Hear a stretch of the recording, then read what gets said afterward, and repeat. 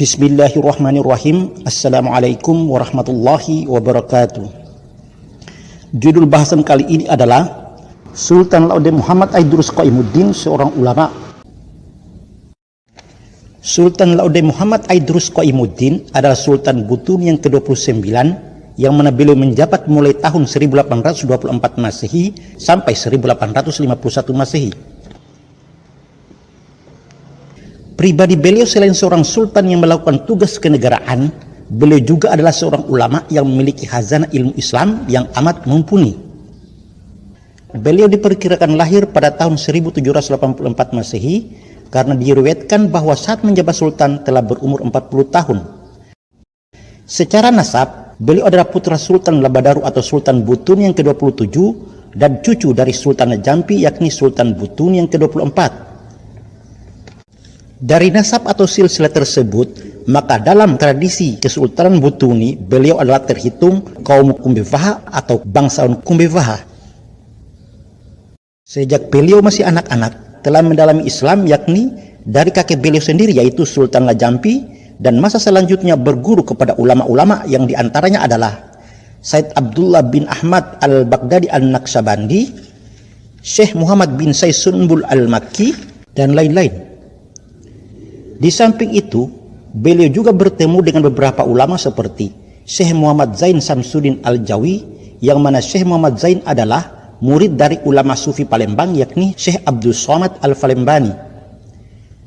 Berikutnya adalah Said Muhammad bin Ahmad As-Sofi yang memintanya untuk menulis kitab bertajuk Ahwal Al-Muraqqabah. Dua ulama yang disebut terakhir perlu diteliti lebih lanjut. Apakah Sultan Laude Muhammad Aidrus Qaimuddin hanya sebatas bersahabat dengan mereka, ataukah berguru pula pada kedua ulama tersebut? Pada masa beliau menjabat sultan, ada dua zawiyah yang didirikan, yaitu Zawiyah Laude Muhammad Aidrus yang didirikan sultan sendiri, dan Zawiyah Laude Abdul Ghani yang didirikan oleh Kene Pulubula. Dari zawiyah yang didirikannya tersebut, maka beliau mengajarkan ilmu Islam pada murid-muridnya. Untuk diketahui bahwa zawiyah adalah tempat mendalami ilmu Islam yang metodenya agak beda dengan pesantren. Zawiyah adalah metode yang banyak dilaksanakan di Timur Tengah yang hampir sama dengan khanqah dan ribat. Pada wilayah Aceh, hal seperti ini diistilahkan dengan dayah. Selain memiliki khazanah ilmu Islam yang luas dan mendalam, serta membuka zawiyah untuk mengajarkan ilmu yang dimiliki, beliau juga adalah ulama produktif yang banyak membuat karya tulis, baik berbentuk syair yang berbahasa Wolio maupun menjadi musonif kitab atau penyusun kitab.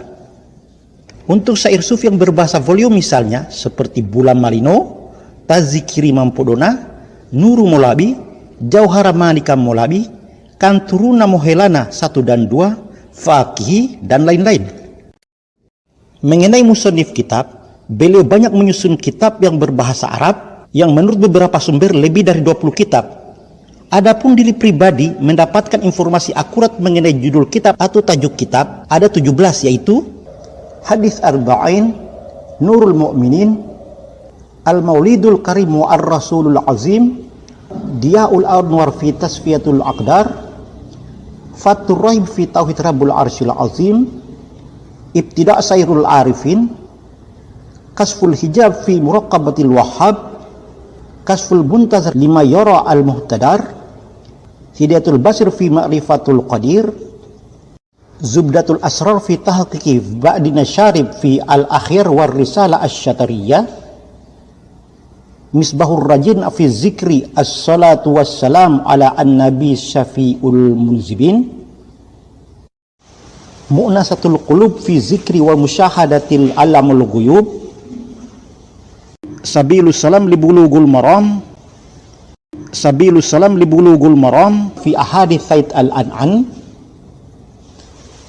Tahsinul Auladi fi ta'atul Rabbul Ibad, Tanbihul Ghafil wa Tanzihatul Mahafil, dan Tanqiyatul Qulub fi Ma'rifatul Alamul Ghuyub.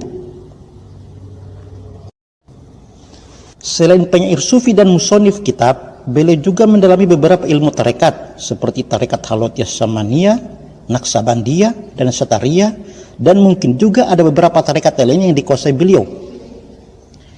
Dikatakan beliau memegang tarekat Naqsyabandiyah karena salah satu guru beliau adalah Said Abdullah bin Ahmad al-Baghdadi an-Naqsyabandi.